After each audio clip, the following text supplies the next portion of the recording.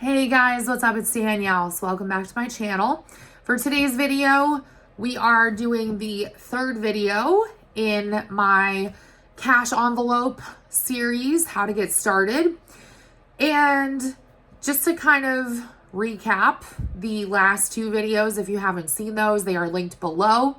But just to recap, the first two steps that you want to take, number one, you want to look at all of your accounts, whether it's debit cards, credit cards, accounts that you share, 401k, any sort of retirement accounts, if you have student loans or any other sort of loans that need to be paid off, you want to make note of that and you want to see what's happening. The second step is you want to track all of your spending, whether it's transferring stuff, stuff from your accounts that's being paid that way, checks, debit card, credit card, what have you. You need to be tracking your spending. And in last week's video, I actually went over another critically important step, which is to write down your bills, how much they cost, and also the due dates, and put them in order. So to kind of give you a better idea, later on in this series, I will show you guys what that looks like for me. It's something that I've used for a couple of years now, and it's perfect because I can always refer back to it. But in this video, I want to talk about something else that is critically important. And what you want to do is take all of the information that you gathered about your spending. Remember, you tracked at least 2 or 3 months. If not, you can just do a month. It's okay. You want to take all of that information and you want to see where your extraneous expenses are. Start going through everything, make a list, and see where you can cut back. I'll be perfectly honest. I have a serious addiction to Amazon. Why is that? Because every time I go on there, I'm like, well, I could use this. Well, I could use that. Like, I could totally use that in my kitchen or my house. Like, we know at this point, I have a thing for planners, okay? Like, it's no secret. I also love pens. So that being said, it helps to see where your money is going.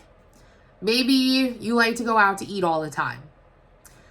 And I'm going to say the thing that nobody likes to hear, especially as an adult when you make your own money. You have food at home, or at least you should. Yes, making your own food can be a pain, but it's going to save you more money in the long run. And not only that, from a health standpoint, it is better technically if that's something that you also really care about. It's just an added bonus, to be quite honest. But again, you want to start picking apart all of your transactions and you want to really see where that money is going. So, for example, it's like, did I really need to go to Sephora? Probably not. I could just live without it, or I could just, buy my makeup at Target. It's not a big deal. Obviously, you're going to have to make some concessions, somewhere. And not everybody is willing to make the same concessions, which is totally fine. Do whatever you feel is right for you and your family. But at the same time, you also have to realize that if you don't cut back on some of the extraneous expenses, then it's going to impact the rest of your budget. So I'll use myself as an example. I really, really love to watch movies and TV. Like, any new thing, I'm all about it. I will watch it. I will binge watch. Like, I gotta have it, and I have to have a variety. So I like to have Amazon Prime, Netflix, Hulu, and I also have Disney Plus, which, they combined those two recently. But anyways, something that you can do is maybe just choose one. Choose one, watch everything that you can on there, and then, maybe they don't really allow it anymore, but, try to see if you can have a shared account with somebody, because, they don't allow password sharing anymore. That being said, though, that is definitely an option. Something else that you can do is maybe give yourself a small budget to go to like a thrift store and pick up something on DVD. It's going to be an older movie, most likely, but there's nothing wrong with revisiting older movies or TV shows because you can save some money that way. Maybe like once a month you get like one new DVD. Just throwing that out there as an example. Another thing is you really need to look at how you spend your time or how you want to spend your time, because that will determine where your money goes for the most part. So again, I'll use myself as an example. There's 3 things that I love to do: watch TV, eat, honestly, who doesn't, and sleep. So sleeping doesn't cost me any money, so that's perfectly free. Eating costs money. TV, at least the amount that I like to watch and the variety that I want, that's going to cost me money. So just kind of keep that in your mind. And again, that's going to sort of determine where your money is going. Same thing with like, if you have kids and they're in different activities. Something that my mom did when my brother and I were kids is she only would let us do one activity each. Not like for the whole year, but like per season. And part of that was because she was a single mom. So it was easier for her to just drive us to one activity instead of like multiple. But we had to choose one activity. And it's easier if your kids are into the same thing.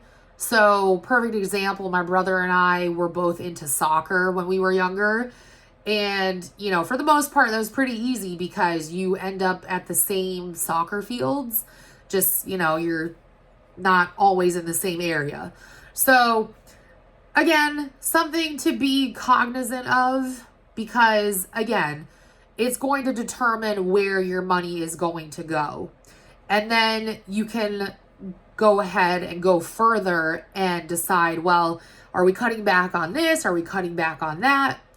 So that's a very important step because you never really know exactly how much you're spending until you decide to start cutting stuff out of your budget or not including it at all. And sometimes it's really hard to let go of things. Like for me, if you guys have been watching my channel for a while, I love stickers. I love stickers, planner stickers, all that stuff. I love them. I recently decided to pause one of my subscriptions for stickers because A, I have way too many and I need to use them up. And B, I didn't feel like paying $21 a month for some damn stickers. Like, that's just the honest truth. So, again, at this point, all you want to focus on is what you're going to be taking out of your budget. Now, one disclaimer when it comes to this, you want to be careful because a common mistake, and I definitely have done this more than a couple of times, a common mistake is that people will go a little too far and they'll cut back too much. So you want to leave a little something. So let's say, for example, you like to go out to dinner with your family once a week. Maybe just keep that and, sorry, my computer went to sleep. Maybe just keep that and then the rest you can kind of forego. Or maybe you like to go out with, your friends once a week. Maybe change that to every 2 weeks, you know, just tweaking it just a little bit so that you can still have something, but you're not spending as much as often can also be helpful. Again, you want to be careful because the biggest mistake that I know I've made before is going way too hard, way too early, thinking I could do it, and then I end up going all the way backwards. So give yourself a little something, whatever it might be, whatever you enjoy. Maybe you like to bake, okay? Just give yourself a little bit of wiggle room so that you can buy baking supplies. Maybe you like to make fancy meals. Maybe once a month you could cook one fancy meal and then the rest of the month, things are a little bit more toned down. So you don't have to completely go without things. And again, this is predicated upon what your budget and your situation looks like. But you have the ability to make this as flexible as you need it to be. And again, you're working within the confines of your own income. So it looks different for everybody and everybody struggles with it differently.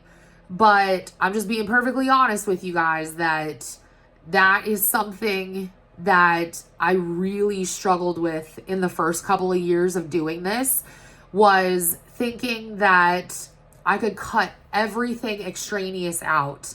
And then I ended up getting frustrated and pissed off. And I was like, you know what? I just want to treat myself. And then I went overboard. So again, leave yourself a little something. And you want to make sure that what you're cutting out of your budget at this point is something that you're going to be able to live with. You don't have to live with it long term. You can just make it a challenge. Say, hey, can I go every 2 weeks and, just get takeout every 2 weeks instead of every week? Or, hey, can I go out with my friends instead of every week, make it every 2 or 3 weeks? Just kind of play around with it a little bit. That's the beauty of being a human, is that you can play around with stuff quite a bit. That could be, just don't take it the way I think a lot of people are going to take it. But anyways, I hope that helps. And I'm not going to take up any more of your time for today. But next week, we will go over the next step. Again, if you have not seen the other videos, they are linked below. If you have questions, make sure you leave a comment, or you can find me on Instagram. But anyways, thank you guys so much for watching. I love you all, and I'll talk to y'all in my next video. Bye, guys.